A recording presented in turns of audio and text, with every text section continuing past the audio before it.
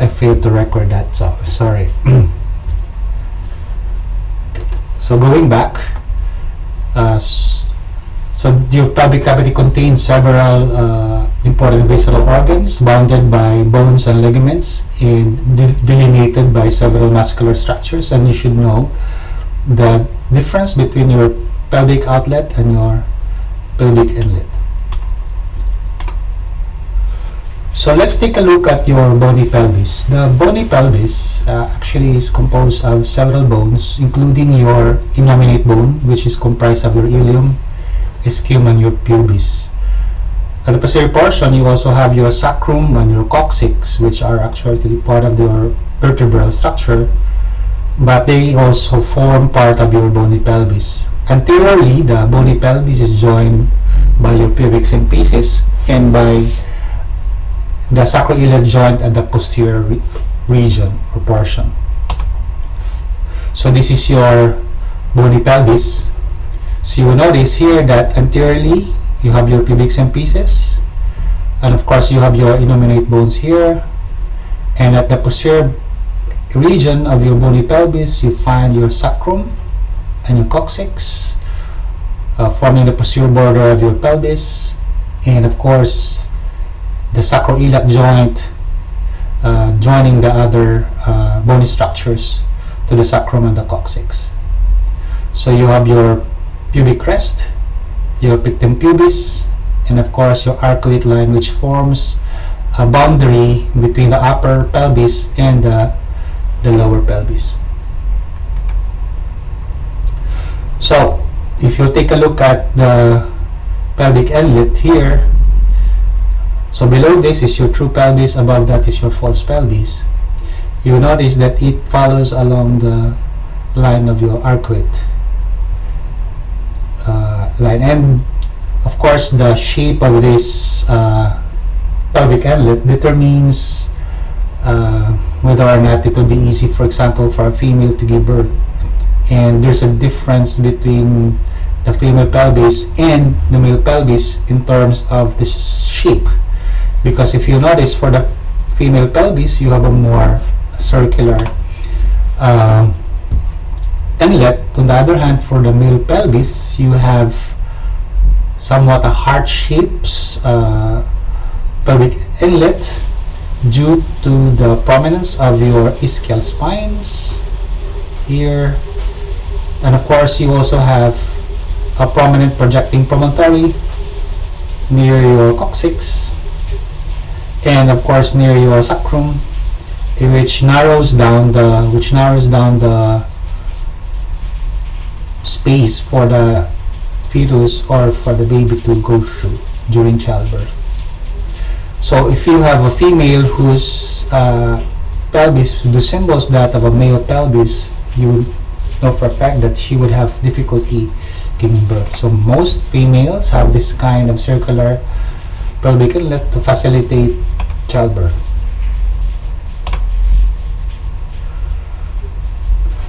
So your anterior superior iliac spine also is together with your pubic tubercle form a plane which more or less allows easy estimation of how much space there is to maneuver inside the pelvic cavity. So your genital pelvis, or the pelvis major, is an important structure, for it contains several abdominal viscera, including your ilium and your sigmoid colon.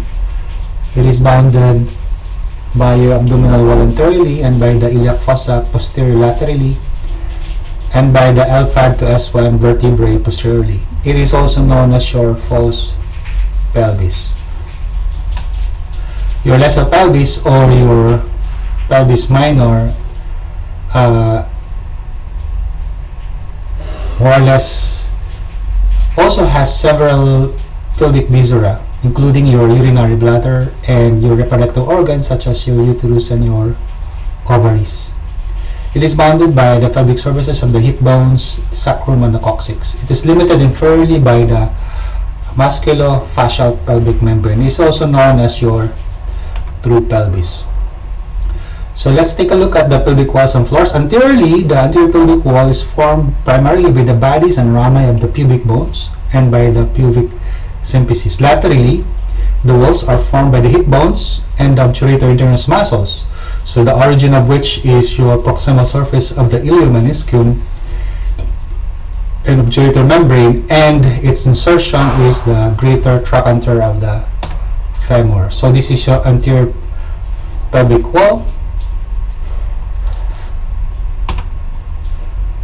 The posterior pelvic wall, on the other hand, is formed by your sacrum and coccyx, adjacent parts of the ilia, and by the sacroiliac joints. Your piriformis muscle covers the area of your posterior pelvic wall. So the origin of your piriformis muscle is from the pelvic surface of the second and fourth sacral segments, superior margin of the greater sciatic notch, and the sacrotuberous ligament, and its insertion is the greater trochanter of the femur. So this is your posterior pelvic wall. So of course you see here your sacrospinous ligament attaching to the ischial spine. Of course here you have your attachment of the levator ani and coccygeus muscle, which are important muscular membranes in the perineal region. And this is your pudendal nerve originating from S2, S3, S4 from the sacral region of your vertebra. So from this region of your sacrum, your piriformis muscle attaches and inserts into the posterior pelvic wall, and this is also the location of your obturator internus muscle. Now those are the walls of your pelvis. Let's now take a look at the pelvic floor. The pelvic floor is formed by the funnel-shaped pelvic diaphragm, consisting of the levator ani and coccygeus muscle and their fascia. So these are very important muscles in the perineal region. They form your perineal diaphragm, your pelvic diaphragm, and they sort of is like a sling that allows to support the weight of the viscera contained within the pelvis. It stretches between the pubis anteriorly and the coccyx posteriorly, and from one lateral pelvic wall to the other. So it's like a sling which supports from front to back and then from side to side. So this is your pelvic diaphragm. So this is your coccygeus muscle, and of course your levator ani muscle, which is composed of several layers of muscle, including your iliococcygeus muscle here, your pubococcygeus muscle, this muscle here, and your puborectalis muscle, which is like a sling, that go around your anus. So your puborectalis muscle is also important for continence and for making sure that there is control of defecation. And damage to this area would of course lead to fecal incontinence. Of course, this is your sacrospinous ligament. This is your obturator canal in this region, and of course this is your obturator internus muscle, as I mentioned earlier. So that is pelvic floor of the male, and I will be showing to you a video that will make it better to understand this somehow complicated figure that we have here. But I just want you to take a look at the difference between the pelvic floor of the male and the pelvic floor of the female sex. Before we go to the video, let's just take a look first at the lateral inferior floor of the pelvis. So it's lateral inferior floor of the pelvis is supported by your obturator internus muscle, and also by your coccygeus muscle, and also by your levator ani. So your levator ani consists of three parts, as I mentioned earlier in the figure. It's composed of the pubococcygeus, your puborectalis, which is like a sling around the anus, and your iliococcygeus. It collectively run from the body of the pubis, the tendinous arch of the obturator fascia and ischial spine, to the perineal body.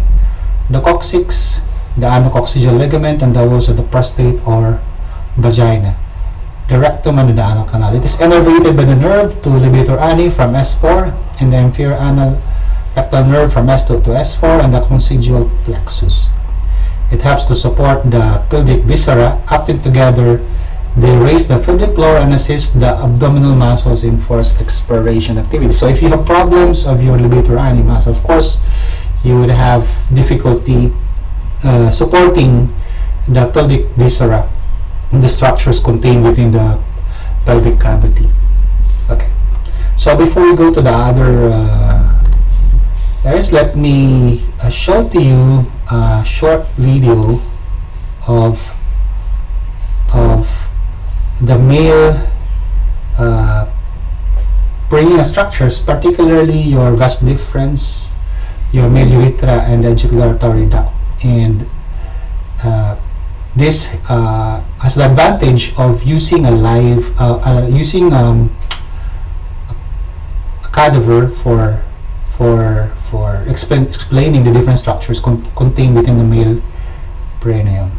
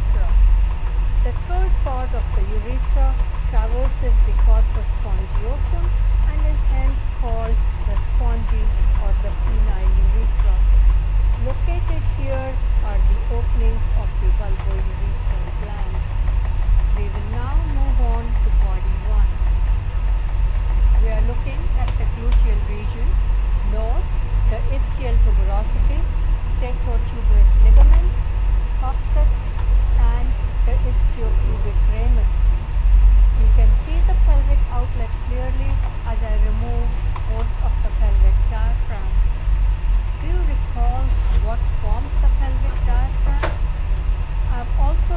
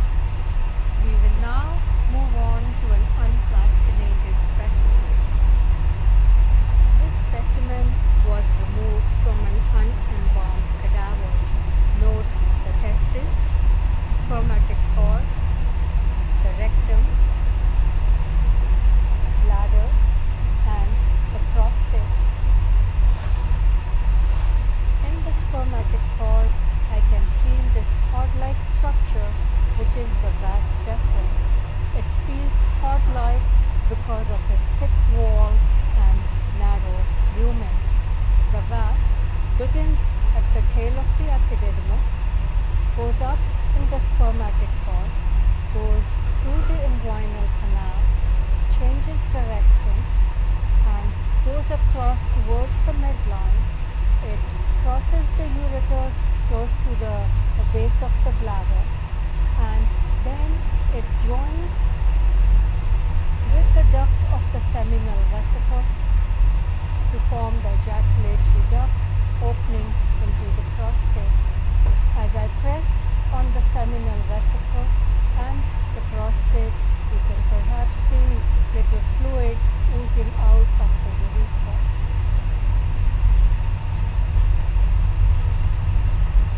I'm reflecting the tunica vaginalis, which is remains of the peritoneum, to expose the testis. This part here, thick membrane, is the tunica albuginea. This is the epididymis, which is loosely attached to the testis. Note the head, the body, and the tail of the epididymis. The tail is continuous with the vas. You can note the narrow lumen of the vas, also called the ductus deferens. This here is about the location of the deep inguinal ring, and at this point there are these two vessels, you might be able to see them faintly, which join on to the vas. Can you name those vessels? Give you a hint. They traverse the inguinal canal. Those are the testicular vessels. This other structure here is the ureter. Note that the ureter as well as the vas both are posterior to the peritoneum. I would like to show you one more specimen. This is the bladder, and here is an enlarged prostate. I section the prostate to expose the urethra. This is the urethra, and you can see these two ejaculatory ducts opening into the prostatic urethra. This is the seminal vesicle, and here is the vas deferens. This dilated part of the vas is called the ampulla. It is here that the sperms are stored. As I press on the seminal vesicle, you may be able to see some fluid come out through this ejaculatory duct which I cut. The openings of these ducts are located on either side of a midline swelling in the urethra. That swelling is called the colliculus. Here are a few questions for you.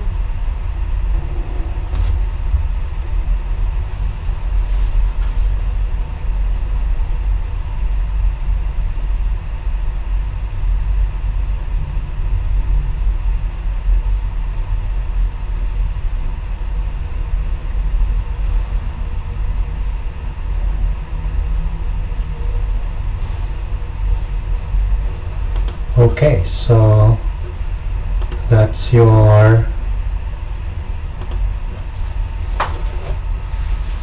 discussion of the male perineal structures, particularly your vas deferens, your prostate, and your urethra. But first, before we go to that, let's take a look first at your perineal membrane. So your perineal membrane, perineal body, is located. It's like a structure that provides stability for your perineal membrane. So if you have a damage to this perineal body, you would compromise the support, the lateral support, and of course also the anterior to posterior support of the perineal membrane. So this is an important structure that will be important clinically. If you have damage to this area, you would suspect that there will be a weakening of the support for the pelvic viscera because of the weakening also of the perineal membrane, because it supports both your superficial transverse muscle and your bulbous spongiosum muscle, which of course feeds in into your anterior region. So your coccygeus muscle, as I mentioned earlier, is an important muscle in the perineal region. Its origin is from the ischial spine. it inserts into the inferior end of the sacrum, and of course into the branches of S4 and S5. So this is a small part of the pelvic diaphragm that supports the pelvic viscera and also flexes the coccyx. So as discussed in the video, the viscera located in the pelvis includes your ureter, the bladder, and of course the prostate for the males, as discussed by the video earlier. So the ureter is actually a muscular tube running from the kidney to the bladder, and its length is about 25 to 30 centimeter long. So it actually runs through a very lengthy area, and from the kidney down to the bladder it traverses several structures. And I will show you another video that will show to you the path by which it passes through the different areas in the pelvic area. Of course, we have seen the bladder earlier. It's a hollow container surrounded by strong smooth muscular wall. It is a temporary reservoir for urine, and it has an apex, a body, a fundus, a neck, and an ovula. So this is a schematic diagram of your ureter coming from your kidney. So you have both two ureters, one coming from the right kidney and the left coming from the left kidney. And make sure to note of the different heights of your right and left kidney. That also affects the length of your ureter. And you will notice that it passes over your bifurcation of your major blood vessels here from your common iliac. So the ureter actually passes over the bifurcation of your common iliac arteries as it separates into your internal iliac artery and your external iliac artery. So this is your bladder. It is located, of course, near your posterior wall, but of course your rectum is posterior to your bladder. And you will notice here that the ureter passes through this common iliac artery as it bifurcates, as it enters into the bladder. And from the bladder you would see the emergence of your urethra, and as it passes through the different structures.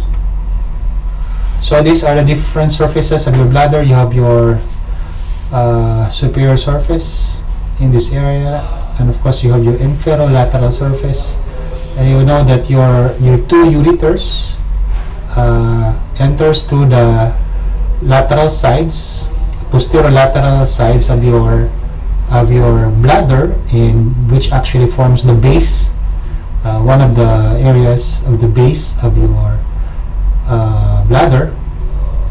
And at the middle portion of the base you have near your trigon, and of course this is your inferolateral surface, and this is your apex.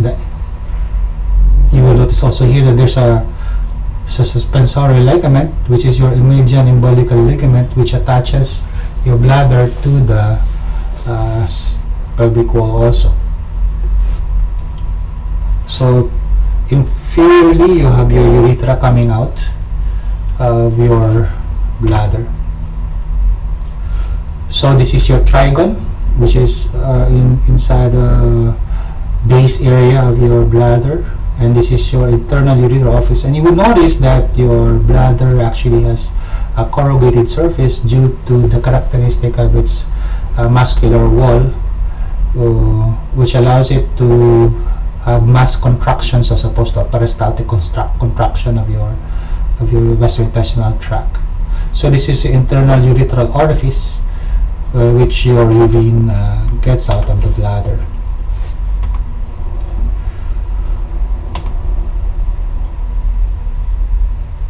So the detrusor muscle actually are the ones that surrounds the bladder and allows it to contract and empty out its urine. You also have an internal sphincter muscle, which allows us to maintain urinary continence. It is innervated by your parasympathetics to the detrusor muscle, your S2 to S4, and sympathetic to your internal sphincter, T12 to L1 to L2. Your urethra is characterized by a urethral orifice in the bladder to the external urethral orifice. So your urethra ends in the bladder, and then it becomes your urethra, and your urethral orifice in the bladder ends in the external urethral orifice near your glans penis. Your external sphincter is innervated. The external sphincter for urethra is innervated by somatic nerves from S2 to S4, allowing us for voluntary control over our urinary expulsion. Of course, you also have your prostate. So this is the schematic diagram of your male urethra coming from the bladder. Then this is your pre-prostatic part of the urethra. So before it enters into, because right after the orifice here, urethral orifice from the bladder, it enters your prostate gland, and around that opening you have your internal urethral sphincter, which is a smooth muscle. So this provides involuntary control over urination. So this is your pre-prostatic part of the urethra, and then it goes into your prostatic region. So it is called your prostatic urethra. And as it passes through the perineal membrane, you will notice that it is just a very short passage, but this area here is called your membranous urethra because it passes through your perineal membrane here. And in the membranous part of the urethra, you will notice that you have your external urethral sphincter, which is a skeletal muscle, which allows us to exercise voluntary control over our emptying of the bladder. And as it passes through the membranous membranes, it passes through to the base of the penis here, and it becomes the spongy urethra because it passes to the bulbous spongiosus of your bulbous part of your penis. So, and then finally it dilates near your external urethral orifice, and this dilatation is called your navicular fossa. So you have several parts to your urethra. You have your pre-prostatic part of the urethra, your prostatic urethra, you have your membranous urethra, you have your spongy urethra. So this is another schematic diagram of your urethra of the male. So you have prostatic urethra here as it passes through the prostate. You have the membranous urethra. Then of course you have your spongy urethra because it passes through your corpus spongiosum. And of course there is a dilatation before it ends in the external urethral opening of the meatus. You have your navicular fossa here. And superimposed here are the different structures that are important or adjacent to your male urethra. You have your bulb of penis, you have your crus of penis, your corpus cavernosum, and then of course your covering your tunica albuginea. Later on I will show you a video. Actually the tunica albuginea was shown to you earlier in the video as a covering of your penis and also of your scrotum. Then this is your corpus spongiosum. Of course you have deep artery of the penis, and you have your box fascia, then you have your lacunae Burgagni and the urethral glands obliter are found along these areas. And then of course your lacuna magna, which is not always present. Your bulbourethral glands are found in your membranous, near your membranous urethra. And of course your ejaculatory duct opening is near your prostatic urethra because this is where your seminal vesicles empty their contents through the ejaculatory ducts into the prostatic sinuses.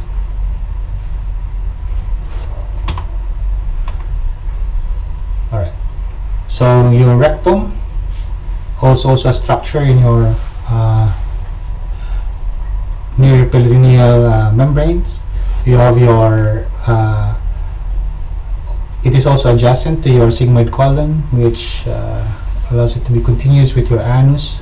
It follows the cord of the sacrum and the coccyx, and is innervated by your T12 to L1 innervation on the parasympathetics S to 12, S4. So that is your rectum, which is a flexed structure following the path, the curvature of your coccyx, and it ends up in your anal canal, and then finally to your external anal sphincter, to your anus. So your rectum and your anal canal is characterized by several valves. You have your superior rectal valve, middle rectal valve, and your inferior rectal valve. And of course, your anus is characterized by your anal column, so Murugagne, and covering it, of course, is your rectal fascia and the other parts of the peritoneum.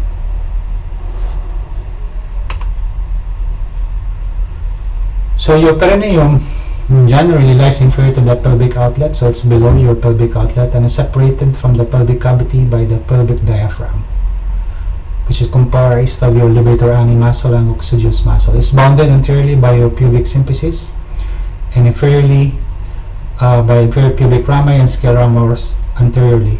Also, your scale tuberosity bounds it laterally, and posterolaterally is bounded by your sacrotuberous ligament, and inferiorly by the sacrum and by the coccyx. So your perineum is composed actually of two triangles.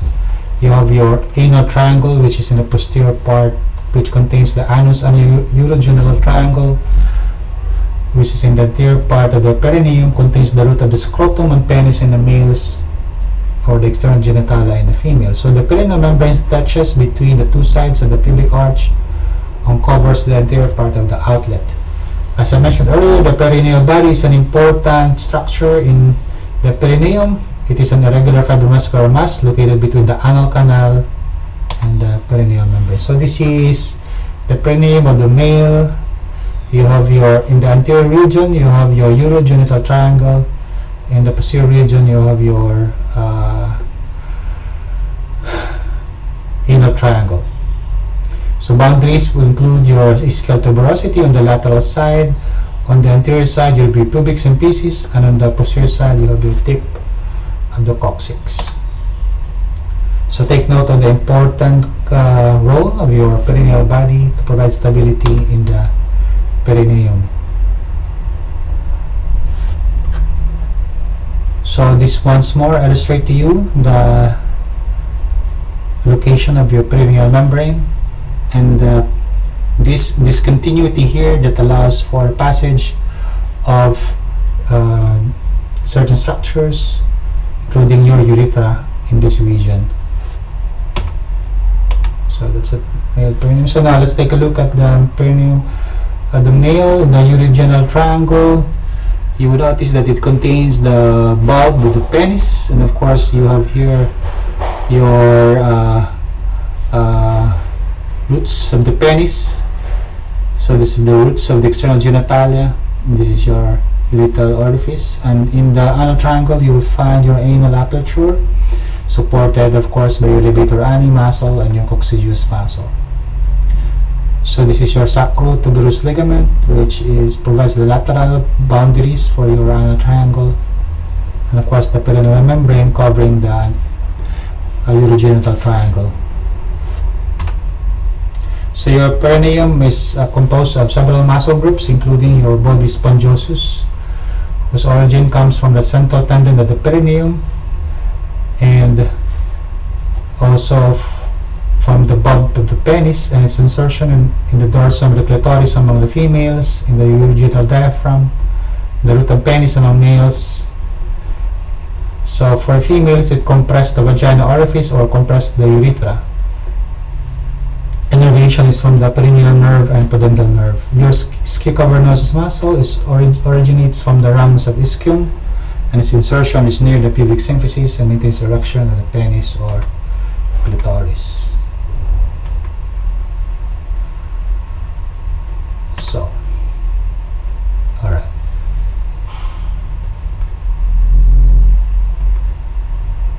So this is your external and internal anal sphincter, comprising several muscle layers.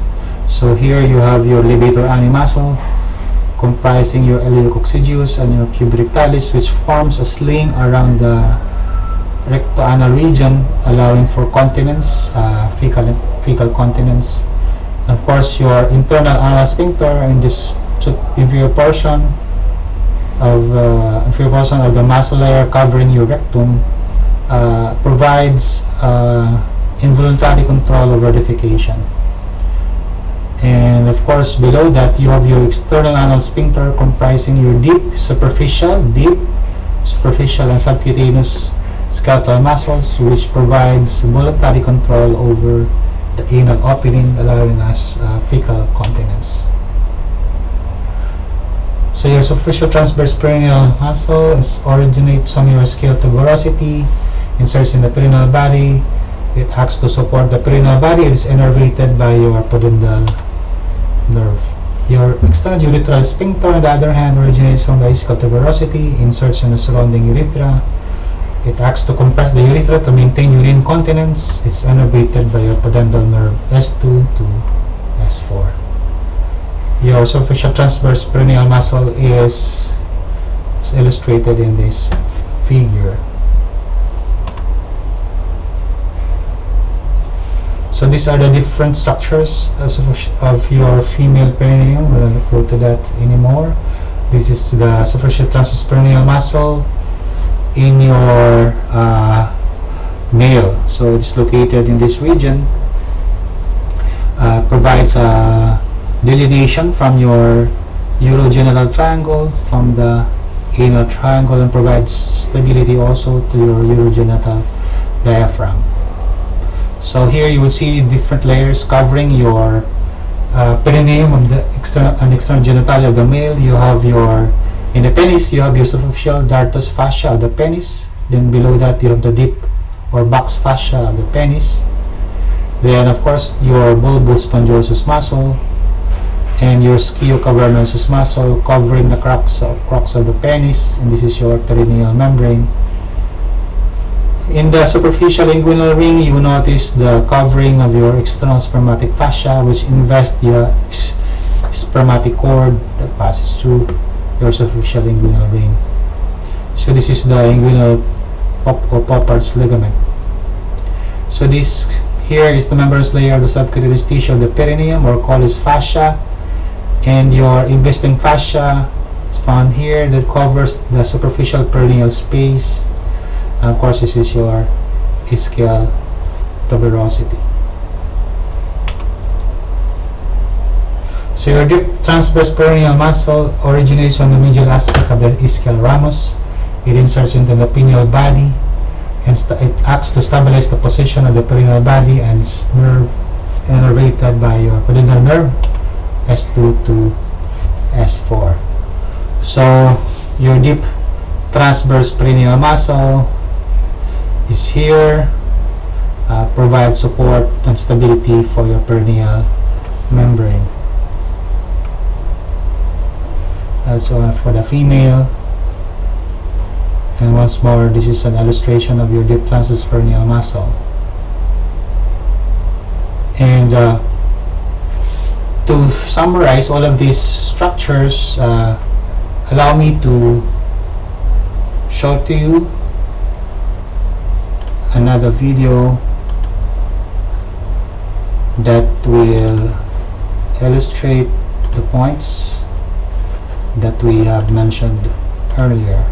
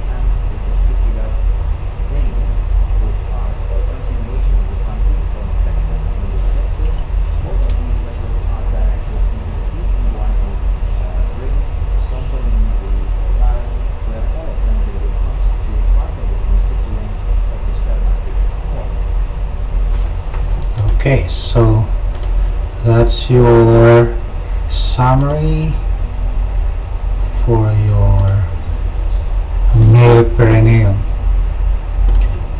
So it is also important for us to remember that there is a peritoneal covering over your visceral structures.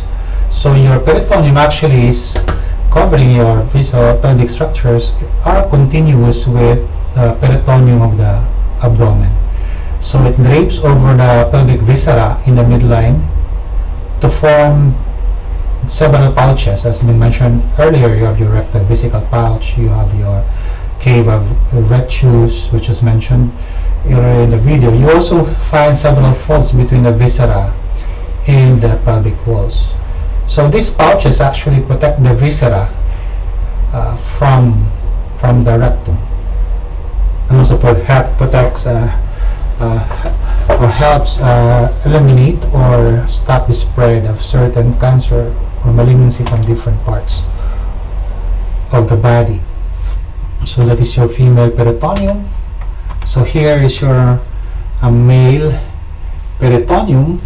So notice here your ureter coming down from your kidney, and of course you have here your common iliac artery bifurcating into two iliac arteries, external and internal iliac arteries, and of course this layer peritoneum covering over your inferior epigastric artery,